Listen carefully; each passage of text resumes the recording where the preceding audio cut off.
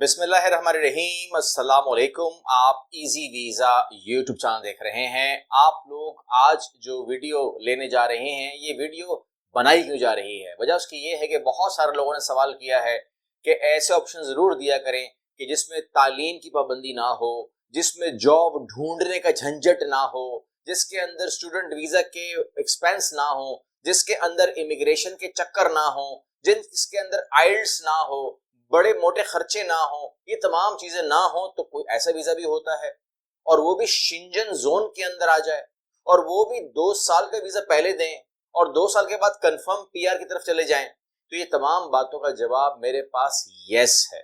यानी कि मतलब ये हुआ कि इस चैनल के ऊपर आपके लिए हर मर्ज का इलाज मौजूद है, और वो डिटेल आप बाद में वेरीफाई कर सकते हैं।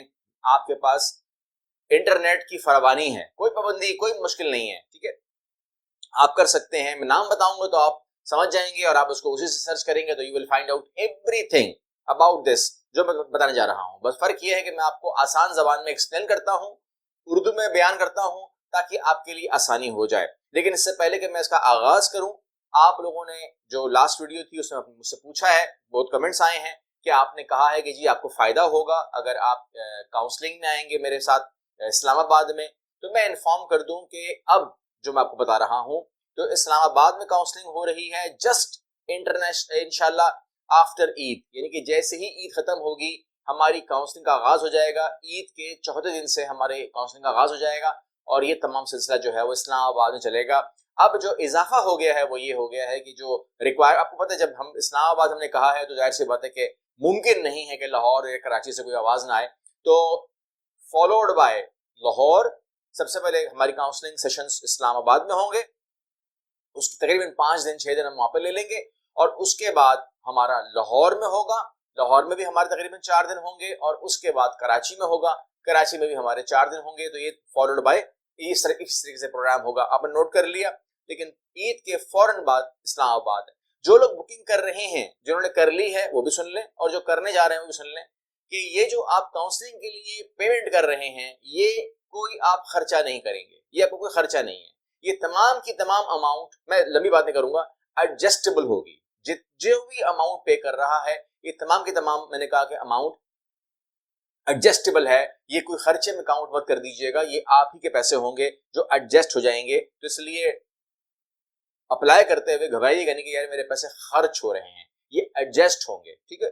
अब आगे चलिए, और हम बात शुरू कर रहे हैं, मैंने कहा शेंजन जोन में। तो शेंजन जोन में जो वीजा अप्लाई करेंगे, हम अप्लाई करेंगे D2 टाइप वीजा, D2 पुर्तगाल D2, और ये कंप्लीट टीआरसी का प्रोग्राम है। टीआरसी टेम्परेरी रेजिडेंसी होगा फॉर 2 इयर्स, और उसके बाद जो है ये कन्वर्ट हो जाएगा पीआर के अंदर। लेकिन शुरू करते हैं, पहले तो हमें D2 चाहिए, 2 साल की बात कर लेते हैं, पीआर की बाद में बात करेंगे।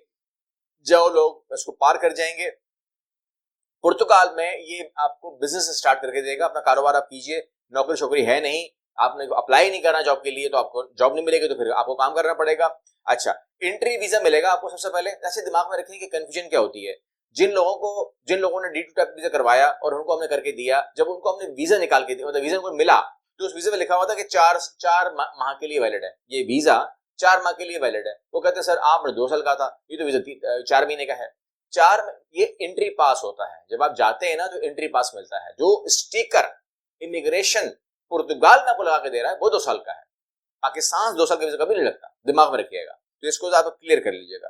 तो 4 महीने का जो वैलिड वीजा है आपको मिल जाएगा, और वहां जाकर आपको 2 साल का जो रेजिडेंट कार्ड मिलेगा उसको हम कहेंगे TRC, ठीक है। अच्छा, फैमिली शामिल होती है नहीं होती है बातें करूंगा, लेकिन शामिल होती है, लेकिन क्या फर्क होता है बताऊंगा। लेकिन इसकी बेसिक रिक्वायरमेंट सुन लीजिएगा कि जो काम आपने और मैंने मिलकर करना है, that is realistic business idea करना है, यानी कि हमें जेन्युइनली काम करना है, हम ब्लैक मनी चलानी नहीं है, वहां पर रियलिस्टिक काम करना है। हमने बिजनेस आइडिया देना है, बनाना है, मार्केट रिसर्च करनी है, फाइनेंशियल प्रोजेक्शन करनी है, इसके अलावा पुर्तगाल इकोनॉमी को बेनिफिट दिखाना है कि भाई बड़े फायदे होंगे आपको।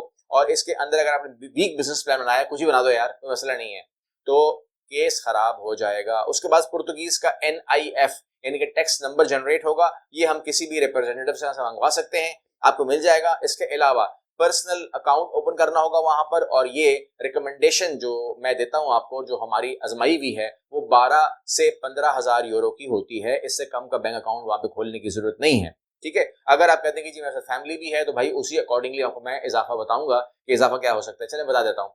अगर आप 15,000 से अकाउंट खोल रहे हैं तो अगर आपके साथ आपकी वाइफ भी है तो 6,000 उसके ऐड कर लीजिएगा। अगर आपके पास एक बच्चा है तो 3,000 ऐड कर लें, 4 बच्चे हैं तो 12,000 ऐड कर लें। इस तरीके से भाई हिसाब किताब होगा। कंपनी रजिस्ट्रेशन होगी यानी कि एलडीए, कंपनी का नेम रिजर्व करेंगे हम, उसके बाद आपका शेयर कैपिटल डिपॉजिट होगा जो कि 5,000 यूरो से होगा। इसके अलावा आपको जो डॉक्यूमेंट चाहिए, पासपोर्ट है, पुलिस क्लियरेंस सर्टिफिकेट है, बैंक स्टेटमेंट है, अकोमोडेशन प्रूफ है, हेल्थ इंश्योरेंस है, मैरिज सर्टिफिकेट है, एमआरसी, एफआरसी, तमाम डॉक्यूमेंट लगेंगे। आपको स्टाइल कराना जरूरी है। इसके अलावा पुर्तगीज ट्रांसलेशन करानी जरूरी है। ये भी हम आपको करा के देंगे, टेंशन की बात नहीं है। बता रहा हूँ कि ये तमाम चीजें से गुजरना होता है, क्योंकि आप कहते हैं ना आपने किया क्या हमारे लिए, तो वो जो करना है ना, बता रहा हूँ कि ये करना होता है, करने वाले काम है। इसके अलावा पाकिस्तान से कैसे होगा, क्योंकि लोग जो खुद अप्लाई करना चाहते हैं वो भी सुन लें। और वो ये है कि पुर्तगीज एम्बेसी से या वीएफएस अपॉइंटमेंट आप बुक कराएंगे, D2 वीजा फाइल सबमिट करवाएंगे। फाइल कभी भी गलत मत करवाइएगा, क्योंकि आपको पता है कि आपने विजिट वीजा अप्लाई करना है या ट्रांजिट वीजा अप्लाई करना है या इमिग्रेशन अप्लाई करनी है या आपने D7 अप्लाई करना है या D2 अप्लाई करना है, ठीक है ना।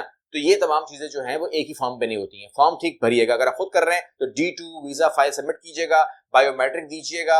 ये तकरीबन 3 महीने का प्रोसेस काउंट होता है। वीजा अप्रूवल आपकी आ जाती है। 4 महीने का आपको पुर्तगीज वीजा मिलेगा, जो आपको 4 महीने में एंट्री की बात करता है कि 4 महीने में एंटर हो जाओ।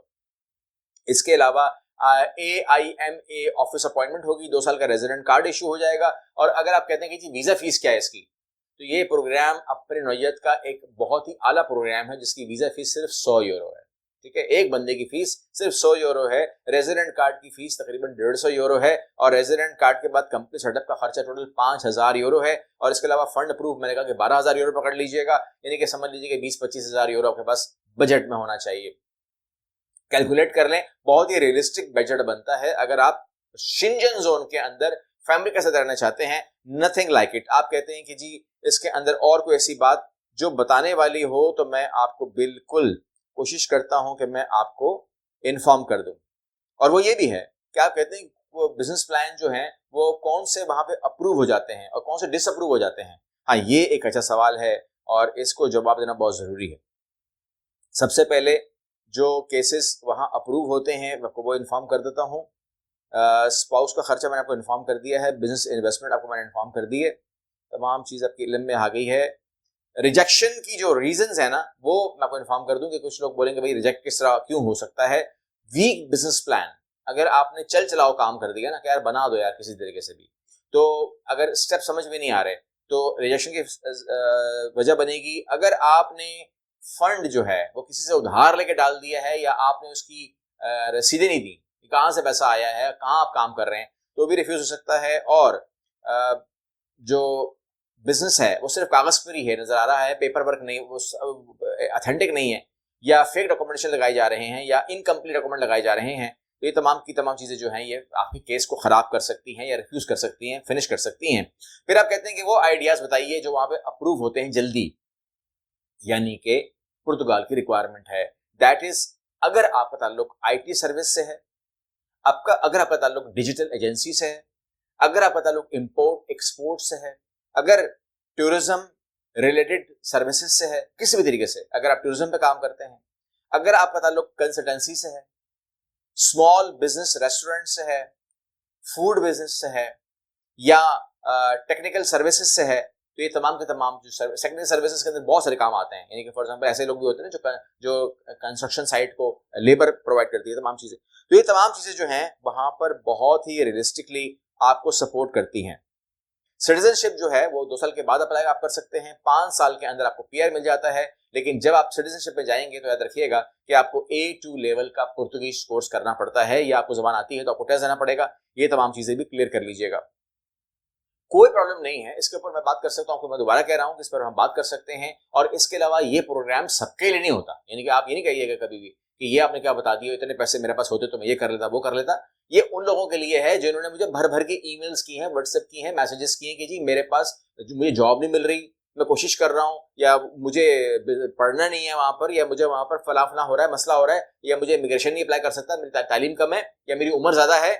तो उम्र ज्यादा है, यहाँ पर उम्र की कैद नहीं है, उम्र ज्यादा है या ये मसले हो रहे हैं तो उन लोगों के लिए है, ये एक वे है उन लोगों के लिए। मतलब फॉर एग्जांपल अगर इस टाइम 100 लोग सुन रहे हैं तो ये कोई 40 या 30 लोगों की जरूरत है, ठीक है, तो उन्हीं लोगों के लिए है और उन्हीं लोगों पे काम आएगा। बाकी मैंने कहा कि एडजस्टेबल मामला है, इस्लामाबाद, लाहौर, कराची। उसके बाद इंशाल्लाह मैं अगली जो अनाउंसमेंट करूंगा वो इंटरनेशनल होगी। कराची के बाद मेरा जो काउंसलिंग होगी वो इंटरनेशनल होगी, तो उन लोगों को फिर हम बाद में मुखातब कर लेंगे। फिलहाल यहीं पे वाइंड अप करते हैं। अल्लाह हाफिज़।